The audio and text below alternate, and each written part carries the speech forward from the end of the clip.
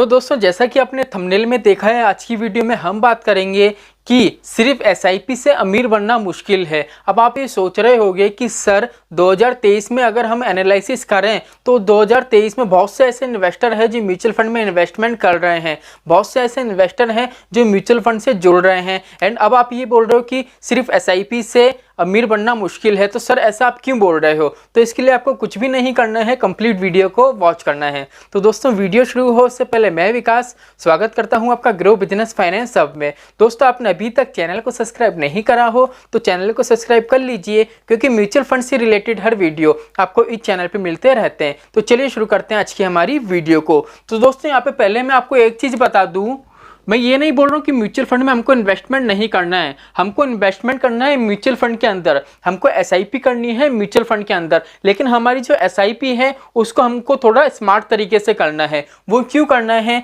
क्योंकि दोस्तों मैंने पहले भी आपको बताया है, हमारी जो महंगाई है, हमारा जो इन्फ्लेशन है, वो हर साल दोस्तों 6% से बढ़ता है।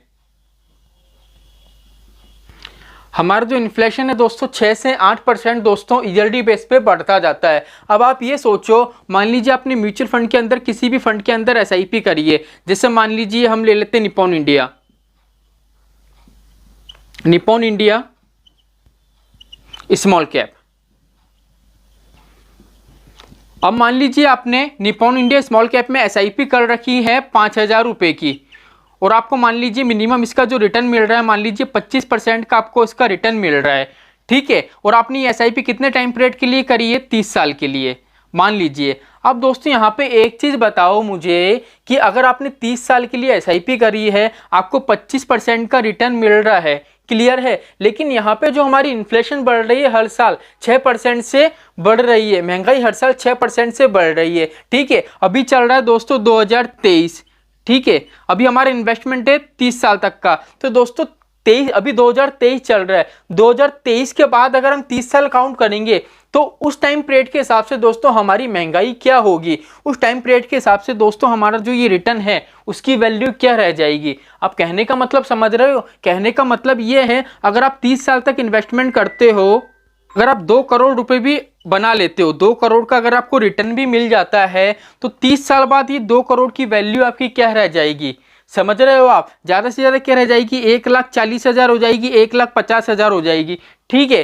क्योंकि हमारा जो इन्फ्लेशन है वो हर साल दोस्तों 6% से बढ़ रहा है। तो हम ये चाहते हैं कि हमारी जो 2 करोड़ की वैल्यू है, हमको फ्यूचर में जितना भी पैसा मिलेगा, हम जितना भी रिटर्न अर्न कर रहे हैं, ठीक है, उसकी वैल्यू कम नहीं हो। तो इसके लिए हमको क्या करना पड़ेगा? तो इसके लिए क्या करना पड़ेगा दोस्तों? एसआईपी तो करनी है, लेकिन एसआईपी को आपको स्मार्ट तरीके से करना है। वो कैसे कर सकते हो? यहाँ पे देखो, आपकी जो 5,000 रुपये की एसआईपी है, आपको एसआईपी 5,000 रुपये की ही करनी है। कहने का मतलब ये, आप जितने रुपए की भी एसआईपी करो, अगर आप 500 रुपये की एसआईपी कर रहे हो ना, तो भी आपको क्या बर्न करना है? या तो ईयरली बेस पे या क्वार्टरली बेस पे आपकी जो एसआईपी है उसको आपको 10% से इंक्रीज करना है। अगर आप 10% से इंक्रीज नहीं कर सकते हो तो एक फिक्स अमाउंट कर लो। अगर जैसे मान लीजिए इसको मैं 10% से इंक्रीज नहीं करता हूँ, ठीक है, इसका 10% क्या होगा यहाँ पे मैं आपको बता देता हूँ, 50 रुपये, ठीक है। अगर मैं दोस्तों इसको 10% से इंक्रीज नहीं करता हूं तो मैं क्या इसमें एक फिक्स अमाउंट डाल दूंगा कि मुझे हर साल 100 रुपये एसआईपी का अमाउंट बढ़ाना है।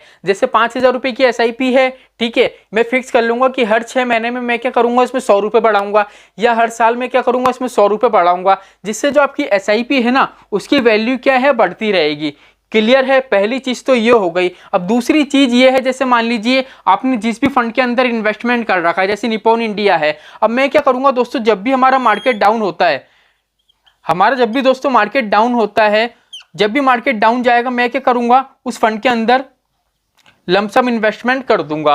अब ये दोनों चीज क्यों करनी है? यहाँ पे ये चीज देखो दोस्तों, जो आप ये 5,000 रुपये की एसआईपी कर रहे हो ना, ये तो आपका एक कॉर्पस तैयार करेगा, ये आपको रिटर्न बना के देगा। जैसे मान लीजिए 30 साल बाद आपको कितना रिटर्न मिल रहा है? 2 करोड़ का, क्लियर है। लेकिन दोस्तों जो हम इसमें एसआईपी इंक्रीज कर रहे हैं, जैसे मैंने आपको बताया 10% से 5% से, या कोई फिक्स अमाउंट ईयरली बेस पे क्वार्टरली बेस पे आप बढ़ाते जाइए। आप जो भी अमाउंट इसमें इंक्रीज करोगे, ठीक है, और जो अमाउंट आप लमसम करोगे मार्केट डाउन पे, ठीक है, वो किस लिए कर रहे हैं, वो सिर्फ हम इसलिए कर रहे हैं जो हमारा इन्फ्लेशन है हर साल 6 से 8% बढ़ रहा है, हमारा जो इन्फ्लेशन है हमारे इन्वेस्टमेंट को बीट नहीं कर पाए। इसलिए हमको क्या करना है, हमारा जो इन्वेस्टमेंट है, हमारी जो SIP है उसको ईयरली बेस पे, क्वार्टरली बेस पे इंक्रीज करना है। और जब भी हम लमसम करें तो मार्केट डाउन पे ही हमको लमसम करना है। अगर आप ये दो चीज का विशेष ध्यान रखते हो तो क्या होगा दोस्तों, फ्यूचर में कितनी भी इन्फ्लेशन हो, चाहे 6% की जगह 8% हो, 9% हो, 10% हो, आप इन्फ्लेशन को बीट कर जाओगे। आपका जो इन्वेस्टमेंट है, आपकी जो वैल्यू है, अगर फ्यूचर में आपको 1 करोड़ 2 करोड़ 5 करोड़ जितना भी मिलता है तो उसकी वैल्यू वही रहेगी, क्योंकि आप इन्फ्लेशन को इजीली बीट कर पाओगे। क्लियर है। अब दूसरी चीज यहाँ पे एक और चीज सुन लो, आप जब भी SIP करो तो पहली चीज तो ये समझ लो ये हमारा इन्वेस्टमेंट है। ठीक है, इन्वेस्टमेंट क्या होता है, खर्च नहीं करा जाता है। अगर आपने एक बार इस फंड में SIP कर दी ना, जैसे मान लीजिए 5,000 रुपये की SIP करी है, ठीक है, तो आप ये समझ लो कि 5,000 रुपये हर महीने आपको इसमें, एक तरीके से मान लो कि आपने बैंक से लोन ले रखा है, उस लोन की आप EMI भर रहे हो, एक तरीके से आप ये समझ लो।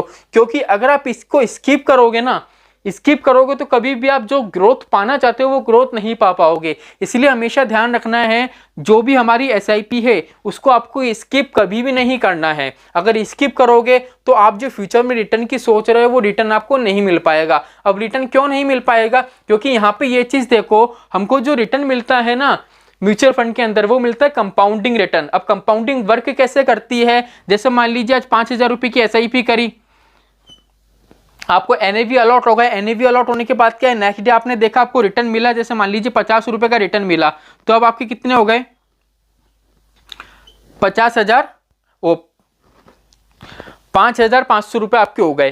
क्लियर है। अब मान लीजिए नेक्स्ट डे वापस से आपको ब्याज मिला, मान लीजिए 100 रुपए का, तो आपकी वैल्यू कितनी हो गई, 5,150 रुपए की। मतलब ये है हमारा जो ब्याज है वो हमारे इन्वेस्टमेंट में जुड़ता है, और टोटल जो हमारा पैसा रहता है उसमें वापस से हमारे रिटर्न बढ़ने लग जाता है। तो ऐसे करके हमारी कंपाउंडिंग है वो वर्क करती है। इसलिए क्या है दोस्तों, अगर आपको कंपाउंडिंग का मैजिक देखना है, ठीक है, अब मान लीजिए आपकी 5,000 रुपये की SIP है, आप हर महीने क्या कर रहे हो, साल में आपने 6 महीने तो उसको स्किप कर दिया है। जब आप बार बार उसको स्किप करते हो जाओगे तो नॉर्मल सी बात है आपकी जो वैल्यू है वो बढ़ेगी नहीं। अब जो अगर आपकी वैल्यू ही नहीं बढ़ेगी तो आपको जो NAV मिलेगी उस per unit come all out होंगे। अब यूनिट कम ऑल आउट होंगे तो नॉर्मल सी बात है उस पर जो कंपाउंडिंग है वो भी आपको कम देखने को मिलेगी। इसलिए दोस्तों अगर आप इन्फ्लेशन को बीट करना चाहते हो तो मैंने आपको यहाँ पे 3 पॉइंट बताए। पहली चीज तो ये SIP को आपको 10% से इंक्रीज करना है। दूसरी चीज ये जब भी लमसम करो आप तो आपको क्या करना है, मार्केट डाउन पे करना है। और तीसरी चीज ये आपकी जो SIP है उसको आपको बिल्कुल भी स्किप नहीं करना है। अगर आप इन तीनों चीज़ों को ध्यान रखते हो तो दोस्तों बिल्कुल भी कोई दिक्कत परेशानी नहीं है, फ्यूचर में आपका जो भी गोल है वो ईजिली कंप्लीट हो जाएगा। तो आई होप दोस्तों आज की वीडियो आपको समझ में आई होगी। तो चलिए दोस्तों आज के लिए इतना ही, मिलते हैं हमारी नेक्स्ट वीडियो में। जय श्री श्याम।